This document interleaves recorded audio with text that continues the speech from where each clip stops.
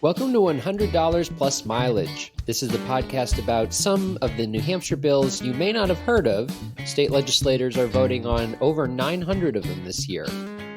Did you know New Hampshire legislators have debated scuba diving for lobsters, hot dog condiment regulations, and even weather experiments? We're here to tell you all about it with unbiased facts, pros and cons, and tell you how to make your voice heard in the process. I'm Mike Dunbar, content editor for Citizens Count. And I'm Anna Brown, Director of Research and Analysis for Citizens Count.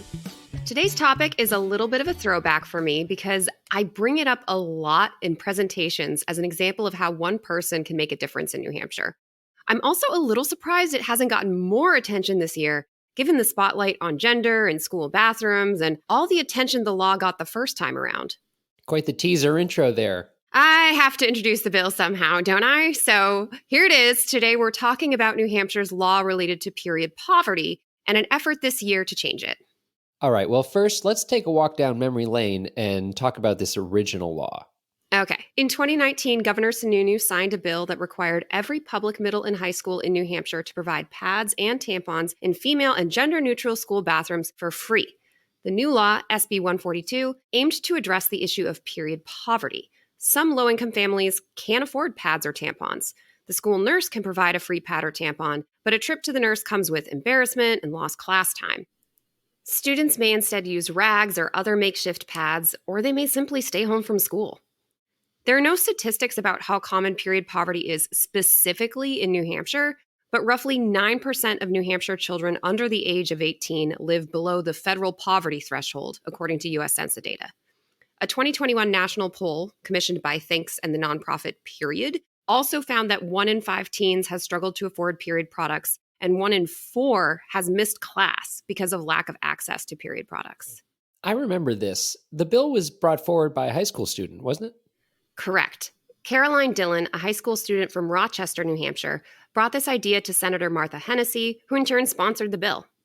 And I like to talk about this bill in presentations because it's a wonderful example about how one person, in this case, someone who's not even necessarily old enough to vote, can make a change in the New Hampshire legislature.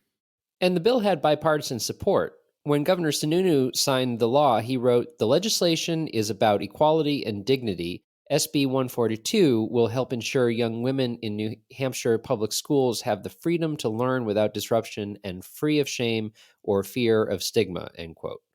Very much a coming together moment. But not everyone was perfectly excited about SB 142. Rep. Jess Edwards, a Republican from Auburn, was quick to argue that this law violates Article 28A of the New Hampshire Constitution. And I'm sure that everyone has the Constitution memorized, but that article requires the state to pay for any new programs it demands towns, cities, and school districts to implement. So he argues SB 142 violates the Constitution because it requires schools to provide pads and tampons for free without any reimbursement from the state. So he's tried a couple of times to propose bills that would change SB 142. This year, he sponsored HB 129. As introduced, that bill would require the state to cover the cost for schools to provide pads and tampons to students for free in school bathrooms. He included a formula for how much money each school would get based on, how many female students were in the school. I mean, there's plenty of people out there arguing that New Hampshire doesn't send enough money to schools. So even though Rep. Edwards is a Republican, I could see this idea appealing to Democrats, maybe. Well, the House Finance Committee did not like the idea. They completely rewrote HB 129 and made some different changes to state law.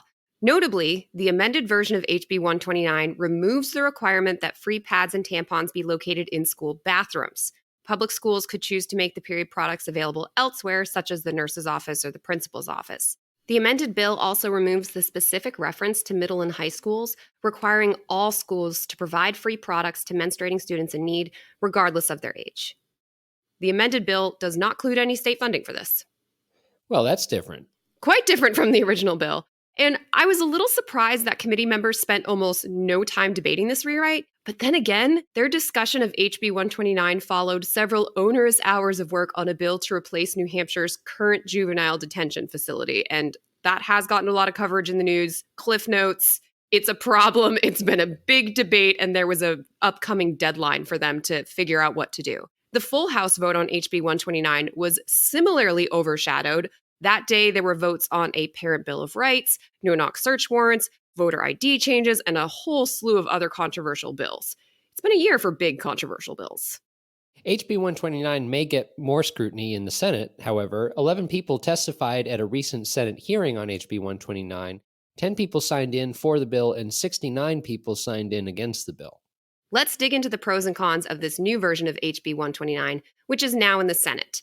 Supporters of HB 129 argue that it removes potential legal issues for the state while giving schools flexibility to provide free pads and tampons in a way that makes sense for their school district. At the first public hearing for HB 129, Principal Lori Collins of the Auburn Village School, which is, I believe it's K through 8, testified that it was a significant expense and inconvenience to provide free pads and tampons in school bathrooms. She said, "We have had septic issues, we have had pads stuck to ceilings, pads stuck to walls." And she noted that when a student had to ask a nurture teacher for a pad or tampon, it provided an opportunity to build trust and connect that student with more help.